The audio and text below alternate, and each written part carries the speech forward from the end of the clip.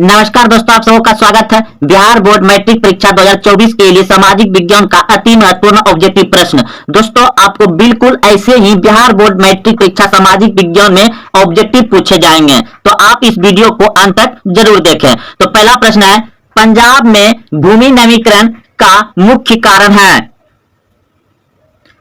तो option number D बिल्कुल सही है, अधिक सिंचाई। अगला प्रश्न है 2 नंबर, सोपानी कृषि किस राज्य में प्रचलित है। अगर आप इस प्रश्न का उत्तर जान रहे हैं तो कमेंट बॉक्स में जरूर बताएं। सोपानी कृषि किस राज्य में प्रचलित है। ऑप्शन डी उत्तराखंड में। अगला प्रश्न है, मरुस्थलीय मृदा यानी मिट्टी का विस्तार निम्न में से कहां है। मरुस्थलीय मृदा का विस्तार निम्न में से कहां है। तो आप सभी जानते हैं कि मरुस्थल कहां पाया जाता है भारत में, राजस्थान में। ऑप्शन नंबर खो यानी बी सही है। अगला प्रश्न है, मेढक के प्रजनन को नष्ट करने वाला रसायन कौन है। मेढक के प्रजनन को नष्ट करने वाला रसायन कौन है। तो ऑप्शन नंबर सी बिल्कुल सही है, एड्रीन। अगला प्रश्न है, काली मृदा यानी काली मिट्टी, काली मृदा का दूसरा नाम क्या है। काली मृदा का दूसरा नाम क्या है। रेगुल मृदा। ऑप्शन नंबर खो सही है। अगला प्रश्न है, आयु के आधार पर जलोढ़ मृदा यानी जलोढ़ मिट्टी को कितने वर्गों में बांटा जाता है। आयु के आधार पर जलोढ़ मिट्टी यानी जलोढ़ मृदा को कितने वर्गों में बांटा जाता है। ऑप्शन ए बिल्कुल सही है, 2 वर्गों में बांटा जाता है। काली मृदा किस फसल के लिए अधिक उपयोगी होती है, यानी काली मिट्टी किस फसल के लिए अधिक उपयोगी होती है। तो ऑप्शन को बिल्कुल सही है, कपास के लिए। डेक्कन ट्रेड का निर्माण कैसे हुआ। तो ऑप्शन नंबर को यानी ए बिल्कुल सही है, लावा के प्रभाव से। अगला प्रश्न है, हमारे देश का कुल क्षेत्रफल कितना है। हमारे देश का कुल क्षेत्रफल कितना है। 32.8 crore hectare. Option number C सही है। अगला प्रश्न है,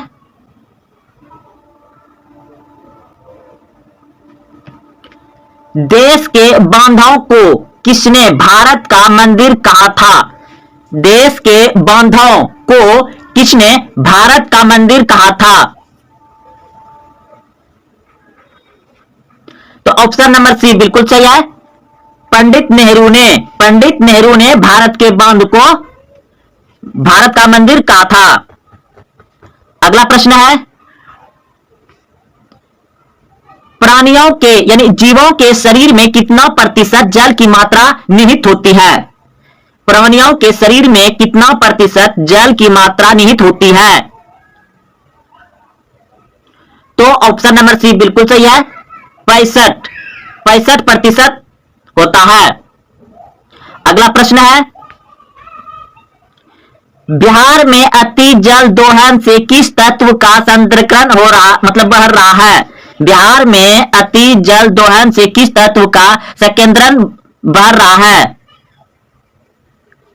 तो आर्सेनिक। ऑप्शन नंबर सी सही है, आर्सेनिक। अगला प्रश्न है, लक्ष्मी सागर झील किस राज्य में स्थित है। लक्ष्मी सागर झील किस राज्य में स्थित है। इस प्रश्न का उत्तर दीजिए कमेंट में अगर आप जान रहे हैं तो। बिहार में। ऑप्शन नंबर सी सही है, लक्ष्मी सागर झील कहां है, बिहार में। निम्न में से कौन लवणीय झील है। निम्न में से कौन लवणीय झील है। सांभर झील। ऑप्शन नंबर सी सही है। अगला प्रश्न है, गंगा नदी पर गांधी सेतु किस शहर के निकट अवस्थित है। गंगा नदी पर गांधी सेतु किस शहर के निकट अवस्थित है? तो पटना। गांधी सेतु पुल जो कि सबसे बड़ा है वो पटना। अगला प्रश्न है,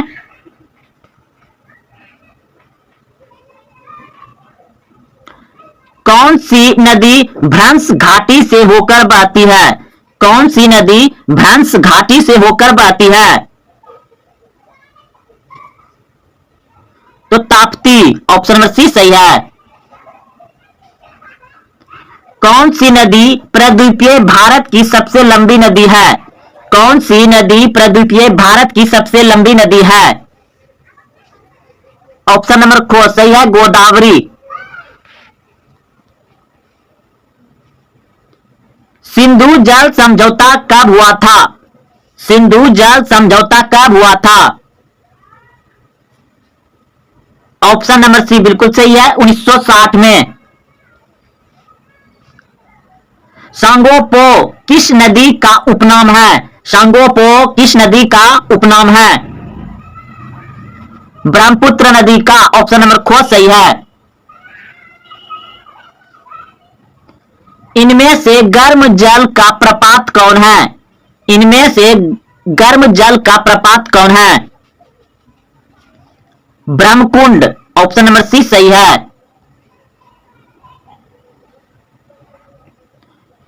कोसी नदी का उद्गम स्थल कहां है? कोसी नदी का उद्गम स्थल कहां है?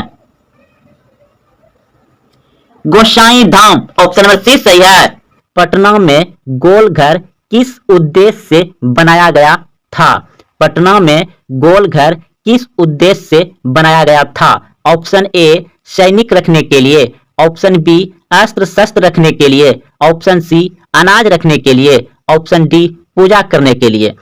अगर आप पहले से जान रहे हैं तो कमेंट में उत्तर जरूर बताएं। तो इस प्रश्न का उत्तर अगर आप सी सोचे थे तो बिल्कुल सही सोचे हैं, अनाज रखने के लिए पटना में गोलघर बनाए थे। अगला प्रश्न है, गोलघर का निर्माण कब हुआ? गोलघर का निर्माण कब हुआ? आपके सामने ऑप्शन है। अगर आप ऑप्शन सी सोच रहे थे बिल्कुल सही सोचे हैं, 1786 ईस्वी में पटना में गोलघर का निर्माण हुआ था, 1786 ईस्वी में। अगला प्रश्न है, गोलघर कहां है? तो पटना में है। ऑप्शन नंबर बी सही है। अगला प्रश्न है, सबसे बड़ा पशु मेला का आयोजन किया जाता है? सबसे बड़ा पशु मेला का आयोजन किया जाता है। ऑप्शन ए सोनपुर में, ऑप्शन बी हाजीपुर में, ऑप्शन सी बक्सर में, ऑप्शन डी भागलपुर में। तो बताइए सबसे बड़ा पशु का मेला कहां लगता है? तो दोस्तों ऑप्शन नंबर ए बिल्कुल सही है, सोनपुर में लगता है, जो कि विश्व का सबसे बड़ा पशुओं का मेला कहां लगता है? सोनपुर, बिहार में। अगला प्रश्न है, निम्न में कौन सा जलप्रपात नवादा जिले में अवस्थित है? तो आपके सामने ऑप्शन है, तो इस प्रश्न का उत्तर हो जाएगा ऑप्शन नंबर ए बिल्कुल सही है। दोस्तों अगर आप नए आए हैं तो चैनल को सब्सक्राइब करें और अपने दोस्तों में शेयर करें। बिल्कुल ऐसे ही प्रश्न आपको हूबहू बिहार बोर्ड मैट्रिक परीक्षा सामाजिक विज्ञान में मिलेंगे। तो अगला प्रश्न है आपका,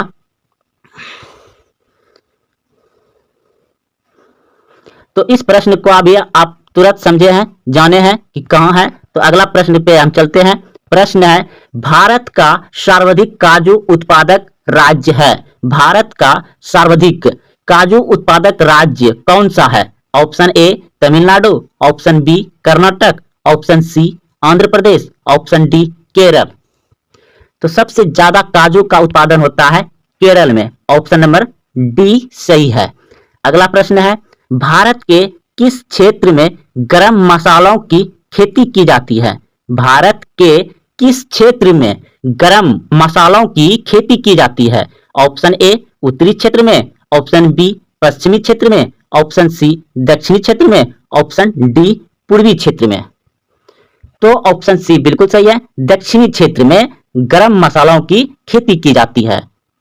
अगला प्रश्न है, भारत का नारियल प्रदेश किसे कहा जाता है? भारत का नारियल प्रदेश किसे कहा जाता है?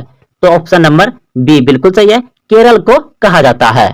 अगला प्रश्न है, इनमें कौन सी फसल रेशेदार है? इनमें कौन सी फसल रेशेदार है? दोस्तों यह सभी प्रश्न बहुत इंपॉर्टेंट है। इस वीडियो से आपको 2, 3, 4 प्रश्न मिल सकता है, इसलिए आप इस वीडियो को पूरा देखें और सही प्रश्न को अच्छे से याद रखें। बहुत ही आसान प्रश्न है, अच्छा से याद रह जाएगा आपको। तो इनमें कौन सी फसल रेशेदार है? तो jute, jute option number A सही हो जाएगा। अगला प्रश्न है, इनमें से कौन रेशेदार फसल नहीं है? इनमें से कौन रेशेदार फसल नहीं है? तो ऑप्शन नंबर सी बिल्कुल सही है, गन्ना, गन्ना रेशेदार फसल नहीं है। अगला प्रश्न है, कपास निम्न में से कौन सी फसल है? कपास कौन सी फसल है? खरीफ, रबी, जायद या इनमें से कोई नहीं? इस प्रश्न का उत्तर हो जाएगा आपका कपास जो है कि खरीफ फसल है, ऑप्शन नंबर ए सही हो जाएगा। अगला प्रश्न है आपका, जायद फसल का उत्पादन किस मौसम में होता है? जायद फसल में आ जाता है आपका तरबूजा, ककड़ी, बुखारी, खीरा, यानी कि फ्रूट फल वगैरह में जितने भी आप सभी नाम सुने, ये सभी कब खाते हैं? गर्मी में। तो ऑप्शन नंबर ए सही हो जाएगा। जायद फसल का उत्पादन किस मौसम में होता है? गर्मी में होता है। जायद फसल होता है तरबूजा, ककड़ी, बुखारी, खीरा, ये सभी जो है आपका गर्मी में होता है और गर्मी में ही खाते हैं। तो जायद फसल कब होता है? गर्मी में। अगला प्रश्न है, निम्नलिखित में खरीफ फसल कौन है? निम्नलिखित में खरीफ फसल कौन है? तो चावल हो जाएगा, ऑप्शन नंबर सी सही है, चावल। अगला प्रश्न है, निम्नलिखित में कौन रबी फसल है? रबी फसल है। तो रबी मतलब रजाई के अंदर में जब आप रहते हैं तो उस समय कौन सा मौसम रहता है? ठंडी का। तो ठंडी में आपका चना, मसूर, यानी कि जितने भी दलहन होता है वह रबी में होता है, रबी फसल कहलाते हैं, क्योंकि ठंडी में कुआसा गिरता है और सभी छोटे छोटे पौधे होते हैं। चना का पौधा देखे होंगे आप, खेसारी का मतलब खेसारी का भी पौधा देखे होंगे, खेसारी जो लत होता है, मतलब दाल में बहुत सारा होता है ना, मटर हो गया, चना हो गया, कलाई हो गया, ये सभी आप लोग जानते होंगे। तो ये सभी रबी फसल होते हैं। दलहन जितना होता है लगभग में रबी फसल ही होते हैं। तो चना आपका रबी फसल में आ जाएगा। अगला प्रश्न है, निम्न में से खरीफ की फसल कौन है? निम्न में से खरीफ की फसल कौन है? खरीफ, तो खरीफ आप जानते हैं कि चावल होता है, कपास भी होता है, इसी वीडियो में पढ़े, तो इसमें मक्का भी हो जाएगा। इनमें सभी ऑप्शन नंबर डी सही है, खरीफ फसल इनमें सभी चावल, मक्का, कपास खरीफ फसल है। अगला प्रश्न है, निम्नलिखित में से कौन रबी फसल है? रबी फसल है। निम्नलिखित में से कौन रबी फसल है? तो गेहूं भी आपका रबी फसल है, क्योंकि ठंडी के मौसम में ही होता है। अगला प्रश्न है, निम्न में से कौन रोपन फसल नहीं है? रोपन यानी कि रोपा जाता है उसको, तो धान हो जाएगा, ऑप्शन नंबर सी सही है। अगला प्रश्न है, भारत की प्रमुख खाद्यान्न फसल है, यानी कि भारत में सबसे ज्यादा खाने वाला फसल है, तो क्या है? धान, यानी कि चावल को हम लोग ज्यादा खाते हैं, चावल, धान हो जाएगा। चावल है, चावल है, क्या है? खरीफ फसल है, ऑप्शन नंबर ए सही हो जाएगा, खरीफ फसल है। भारत का सर्वोच्च पर्वत शिखर है, भारत का सर्वोच्च पर्वत शिखर है Godwin Einstein, option number A सही है। अगला प्रश्न है आपका, हिमालय के सर्वोच्च शिखर माउंट एवरेस्ट की ऊंचाई कितनी है? हिमालय के सर्वोच्च शिखर माउंट एवरेस्ट की ऊंचाई कितनी है? तो ऑप्शन नंबर बी बिल्कुल सही है, 8,850 मीटर। अगला प्रश्न है, नथुला दर्रा किस राज्य में स्थित है? नथुला दर्रा किस राज्य में स्थित है? तो ऑप्शन नंबर सी बिल्कुल सही है, सिक्किम राज्य में है। नथुला दर्रा कहाँ है? सिक्किम राज्य में। अगला प्रश्न है, जोजिला दर्रा किस राज्य में स्थित है? जोजिला दर्रा किस राज्य में स्थित है? तो जम्मू कश्मीर में, ऑप्शन नंबर बी सही है। अगला प्रश्न है 25 नंबर, निम्नलिखित में से कौन सी नदी बंगाल का शौक कहलाती है? निम्नलिखित में से कौन सी नदी बंगाल का शौक कहलाती है?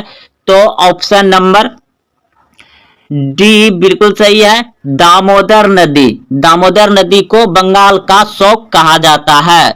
अगला प्रश्न है, भारत की सबसे बड़ी वह नदी है। भारत की सबसे बड़ी वह नदी यानी कि भारत की सबसे बड़ी बहने वाली नदी है तो गंगा, ऑप्शन नंबर सी सही है, गंगा नदी।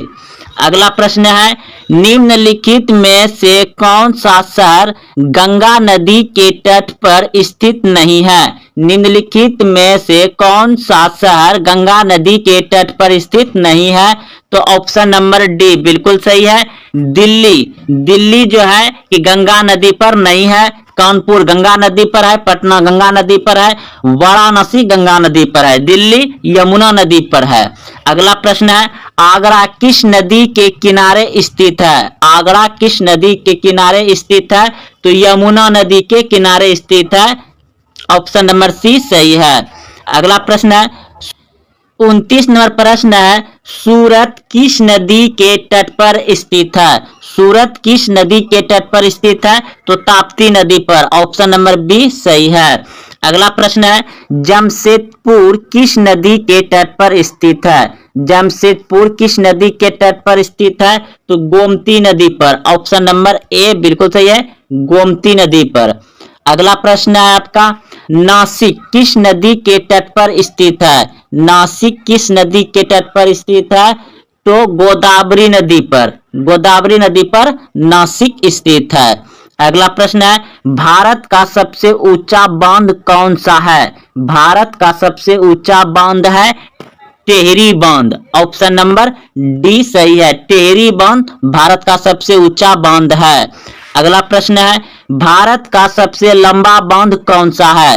भारत का सबसे लंबा बांध कौन सा है तो हीराकुंड बांध भारत का सबसे लंबा बांध है, ऑप्शन नंबर सी सही है। अगला प्रश्न है, टेहरी बांध किस राज्य में स्थित है। टेहरी बांध किस राज्य में स्थित है तो उत्तराखंड में, ऑप्शन नंबर सी सही है। हीराकुंड बांध किस राज्य में है।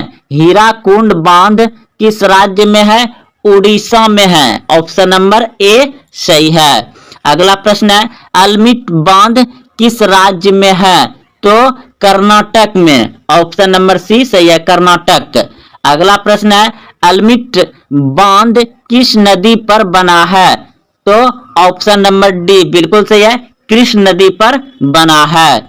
अगला प्रश्न है, हीराकुंड बांध किस नदी पर बना है। हीराकुंड बांध किस नदी पर बना है तो महान नदी पर, ऑप्शन नंबर डी सही है। अगला प्रश्न है, भारत की सबसे बड़ी मीठे जल की झील कौन सी है। भारत की सबसे बड़ी मीठे जल की झील कौन सी है तो ऑप्शन नंबर बी बिल्कुल सही है, बुलर झील। बुलर झील, ऑप्शन नंबर बी सही है। अगला प्रश्न है, चिल्का झील किस राज्य में स्थित है। चिल्का झील किस राज्य में स्थित है तो उड़ीसा में, ऑप्शन नंबर सी सही है। अगला प्रश्न है, लूनार झील, लूनर झील किस राज्य में है तो महाराष्ट्र में, ऑप्शन नंबर सी सही है। भारत का सबसे ऊंचा जलप्रपात जोग या गरतप्पा जलप्रपात किस राज्य में है तो कर्नाटक में, ऑप्शन नंबर ए सही है, कर्नाटक में। अगला प्रश्न है, शिव समुद्रम जलप्रपात किस नदी पर है। शिव समुद्रम जलप्रपात किस नदी पर है तो कावेरी नदी पर, ऑप्शन नंबर डी सही है, कावेरी नदी। अगला प्रश्न है, भारत में प्रथम बहुउद्देशीय नदी घाटी परियोजना का निर्माण किस नदी पर किया गया है तो ऑप्शन नंबर हो जाएगा आपका बी बिल्कुल सही है, दामोदर नदी, दामोदर नदी पर। अगला प्रश्न है, पेरियर जल विद्युत परियोजना किस राज्य में है। पेरियर जल विद्युत परियोजना किस राज्य में है तो केरल में, केरल में। पेरियर जल विद्युत परियोजना किस राज्य में है केरल में। सरदार सरोवर परियोजना किस नदी पर है। सरदार सरोवर परियोजना किस नदी पर है तो नर्मदा नदी पर, ऑप्शन नंबर सी सही है। सालाल परियोजना स्थित है तो जम्मू कश्मीर में। सलाल परियोजना कहाँ स्थित है? जम्मू कश्मीर में। ऑप्शन नंबर बी सही है। अगला प्रश्न है, भाखड़ा नांगल एक संयुक्त परियोजना है। भाखड़ा नांगल एक संयुक्त परियोजना है, तो यह है ऑप्शन नंबर सी हिमाचल प्रदेश, हरियाणा, पंजाब। हिमाचल प्रदेश, हरियाणा, पंजाब। अगला प्रश्न है, भारत में सर्वाधिक वर्षा वाला स्थान। भारत में सर्वाधिक वर्षा वाला स्थान तो मौसिनराम, मेघालय। मौसिनराम में ज्यादा वर्षा होता है। प्रश्न है, वर्षा की सर्वाधिक विरलता निम्नलिखित में से कहां पाई जाती है? तो ऑप्शन नंबर बी बिल्कुल सही है, जैसलमेर में।